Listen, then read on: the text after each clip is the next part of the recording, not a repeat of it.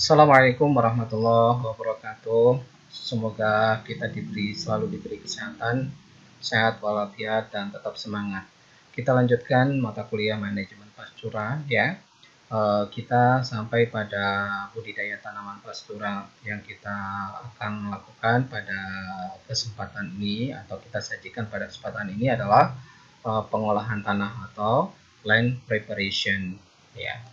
Nah, penyiapan tanah atau land preparation untuk tanaman pakan atau hijauan tanaman pakan atau yang lebih spesifik ini untuk pastura atau padang pengembalaan. Nah, dimulai dari pembukaan lahan. Pembukaan lahan ini yang pertama dilakukan adalah yang pembuatan jalan rintisan. Kemudian berikutnya adalah penebangan pohon atau vegetasi yang lama, jalur pohon pelindung. Di kelengkapannya termasuk di situ terdapat penyangga air, pelindung angin, dan erosi. Pelindung ternak atau peneduh di padang pengembalaan kandang, jalur di tepi sungai atau saluran pengairan, penahan tanah dari erosi. Nah, selanjutnya adalah kita lakukan penebangan pohon ya, pengambilan pokok atau stumping, pengambilan akar, kemudian penumpukan biomasa, pembersihan lahan terasering, pagar, dan lain-lain. Kemudian dilakukan pembakaran di luar lahan produktif atau subur, sisa atau efek pembakaran, pH, abu, mineral. Maka bisa terjadi hilangnya beberapa bahan organik. Nah, kita mulai dari pembukaan lahan. Lahan itu awalnya bisa berupa hutan, bisa berupa alang-alang, bisa berupa kebun tua, ataupun replanting. Nah, hutan, kebun tua, dan replanting. Nah, ini merupakan ekosistem yang stabil. Daun gugur yang nantinya akan menutupi tanah, menahan pukulan hujan kalau terjadi hujan yang lebat ya. Kemudian akar dapat menahan tanah, bahan organik, humus, nutrisi tanaman. Kemudian kebun bahan organik dimasukkan rorak. Nah, ini kalau misalnya awalnya adalah alang-alang. Alang-alang ini bisa terjadi kenapa? Itu kalau misalnya hutan ditebang, tidak dipelihara, lalu tumbuh alang-alang. Maka apa akibat yang lebih lanjut? Ini kalau akan terjadi tanah menjadi kurus. Nah, pembukaan lahan, hutan, kebun tua, dan replanting. Caranya bisa kita lakukan secara manual, bisa dengan mekanis, juga kombinasi mekanisme manual. Alat yang digunakan untuk manual itu bisa menggunakan gergaji, kapak, parang, cangkul, bajak, garu. Sedangkan alat mekanis bisa chainsaw, bulldozer, ataupun traktor, itu bisa digunakan. Pembukaan lahan hutan, kebun tua, dan replanting secara manual. Yang bisa kita lakukan adalah dengan cara pembabatan semak. Bisa menggunakan parang atau di beberapa tempat ya, mandau ataupun yang lain ya. Kemudian yang selanjutnya penebangan pohon. Penebangan pohon ini bisa menggunakan gergaji. Kalau sudah punya gergaji, biasanya kalau sekarang memang rata-rata menggunakan gergaji, bisa menggunakan kampak. Dipilih pohon yang ekonomis lebih dulu. Ya. Kemudian yang lain arah tebang memperhatikan topografi. Nah, kemudian pembongkaran tonggak bisa menggunakan kampak. Kemudian pembakaran ini tidak disarankan karena bisa menimbulkan kebakaran hutan. Mulai dari daun, ranting dibiarkan mengering, dibakar pada musim kemarau. Nah, ini juga tidak terlalu kita sarankan karena sering menimbulkan masalah. Kemudian pengendalian ilalang. Ya. Bisa juga dengan manual, mekanis, kimia. Selanjutnya kita lakukan pengolahan tanah dengan menggunakan bajak, garu, cangkul, kemudian pembuatan lubang tanam. Bisa menggunakan cangkul ataupun peralatan untuk menanam. Pada lahan bekas kebun tua atau replanting, akar harus lebih bersih, mengurangi penyakit akar. Pada lahan yang miring, dibuat teras, saluran air, klorak, atau penanaman menurut garis kontur agar mengurangi terjadinya erosi.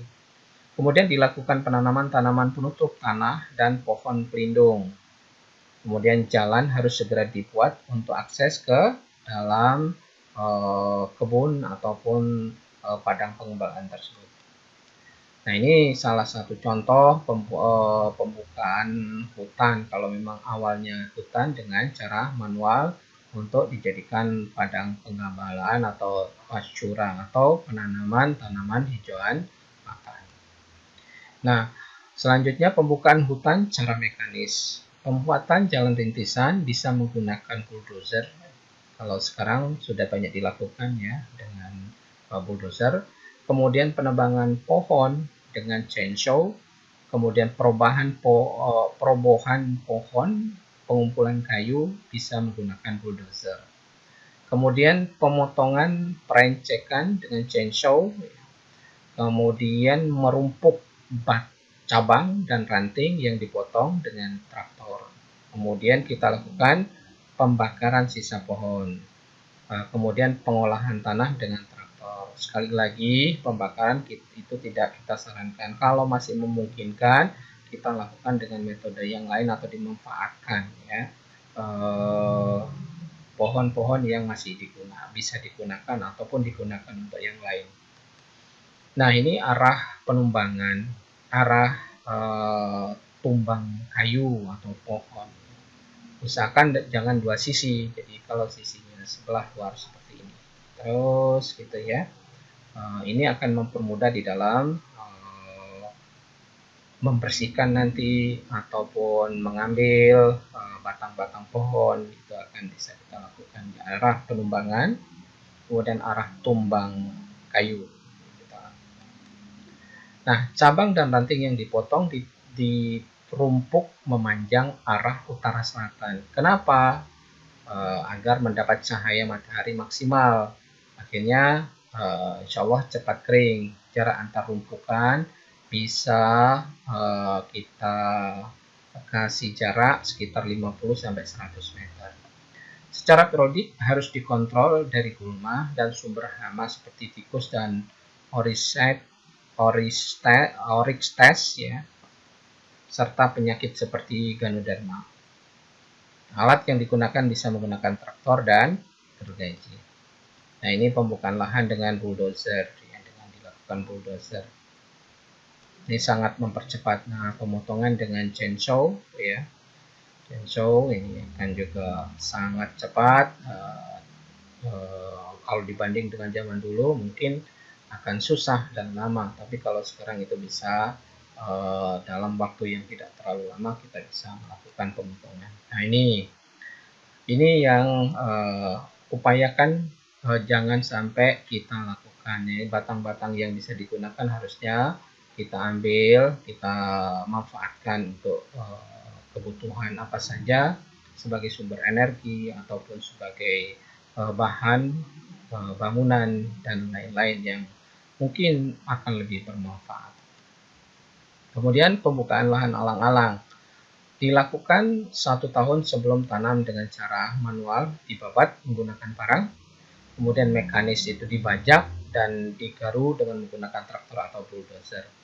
Nah, ini juga patut diperhatikan karena akar alang-alang itu sangat dalam dan bisa dengan cepat itu untuk tumbuh kembali. Kemudian bisa menggunakan bahan kimia, disemprot bahan kimia sistemik dengan konsentrasi 0,12% ya. Itu juga bisa dilakukan.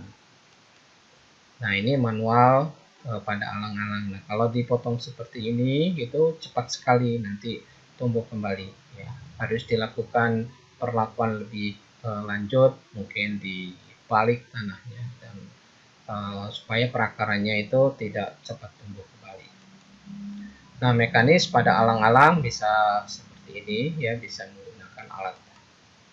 Nah, kemudian persiapan lahan ini ya untuk penanaman nanti kita akan bahas lebih lanjut Ini baru persiapan lahan.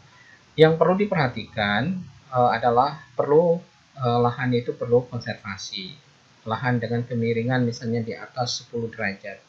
Bagaimana secara mekanis bisa kita membuatkan teras atau sengkedan, rorak atau lubang penampung air hujan, saluran drainase atau tanggul, cek dam.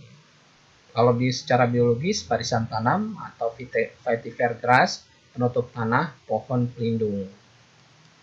Nah, kenapa lahan dengan kemiringan di atas 10%? Tidak seluruh curah hujan dapat berinfiltrasi masuk ke dalam tanah. Terjadi aliran permukaan agar tidak merusak konservasi lahan. Ya, nanti kalau misalnya terjadi erosi, maka humusnya atau zat hara yang diperlukan oleh tanaman itu akan habis semua, tercuci atau leaching. Nah, ini yang perlu dipahami. Kita berharap bahwa penggunaan lahan untuk padang pengembalaan atau tujuan lain itu berfungsi secara optimal. Ya. Maka perlu adanya fungsi konservasi lahan ini. Yang pertama itu bisa membantu pertumbuhan, pemeliharaan, dan panen yang efektif. Ya. Yang jelas produktivitasnya akan bisa kita pertahankan. Kemudian meminimalkan erosi dan aliran permukaan. Ya, jelas itu kalau misalnya kita bisa dengan cara yang baik pasti bisa mengurangi terjadinya erosi. Kemudian meningkatkan infiltrasi, kemudian menjaga dan mempertahankan kelembapan tanah bisa kita jaga. Kemudian mengupayakan agar tanaman memperoleh cahaya secara cukup. Nah, ini kalau misalnya terjadi infiltrasi seperti ini, dia akan masuk ke dalam, kita harapkan seperti itu, sehingga air tanah kita bisa pertahankan. Dan insya Allah tanah akan menjadi lebih subur, bisa dipakai. Nah, bagaimana daurnya, daur hidrologinya? Ini misalnya cloud dan water vapor-nya, ini mulai dari terjadi awan dan terjadi hujan, ini akan jatuh sampai ke tanah.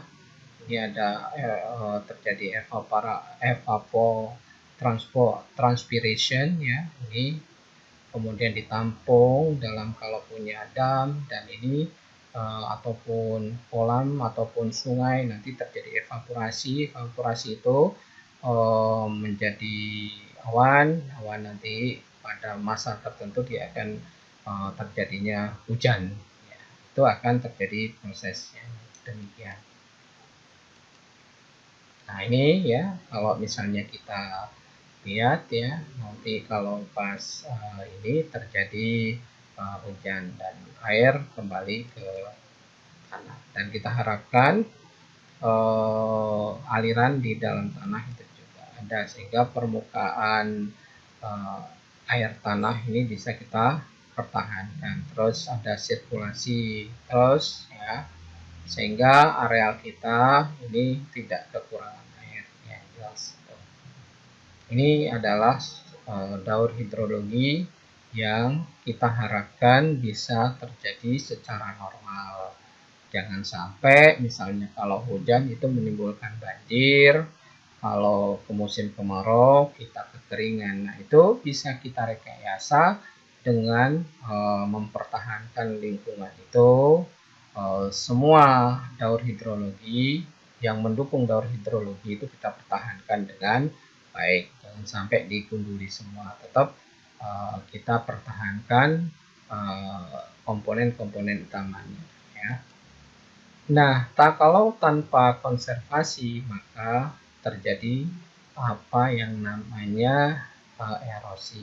Bisa terbayang ya, kalau areal seperti ini rumput pun juga tidak akan bisa tumbuh. Gitu. Bagaimana kita menyediakan hijauan pakan kalau misalnya humusnya sudah tidak ada, pohon yang besar saja dia sudah merana, apalagi rumputan, sama sekali dia tidak akan bisa tumbuh dengan baik. Nanti ujung-ujungnya yang tumbuh itu adalah alang-alang. Kenapa alang-alang tidak bisa dipakai sebagai hijauan pakan ternak? Ya, bisa kalau dipaksakan bisa, tetapi dari segi kandungan zat gizinya atau nutriennya itu tidak terlalu bagus. Biasanya kandungan lignoselulosanya atau ligninnya itu sangat tinggi sehingga sulit dicerna oleh ternak. Perlu diperlakukan khusus. Jadi kalau misalnya padang pengembalaan kan tidak mungkin kita memperlakukan misalnya dengan metode dibuat silase, itu akan susah. Jadi kita harus pertahankan produktivitas lahan itu, menjaga supaya tidak terjadi erosi. Nah, apa akibat terjadi kalau misalnya erosi ini sangat masif? Ya, erosi itu adalah pengangkutan tanah ke tempat yang lebih rendah karena aliran air, atau kalau ini yang sering terjadi di daerah tropis. Erosi bisa menghilangkan lapisan tanah atas yang subur, tersisalah tanah lapisan bawah yang kurang subur. Hasil tanaman pasti ya ya kemungkinan besar itu lebih rendah. Nah, ujung-ujungnya yang kita khawatirkan adalah bencana alam, ya, bisa banjir, bisa tanah longsor, dan ini sering terjadi di daerah kita, ya, di daerah kita karena pengelolaan bentang alam, lingkungan itu tidak dengan atau dilakukan dengan baik. Akibatnya terus sering terjadi bencana alam. Sekian dulu untuk pertemuan kali ini. Terima kasih, tetap semangat. Wassalamualaikum warahmatullahi wabarakatuh.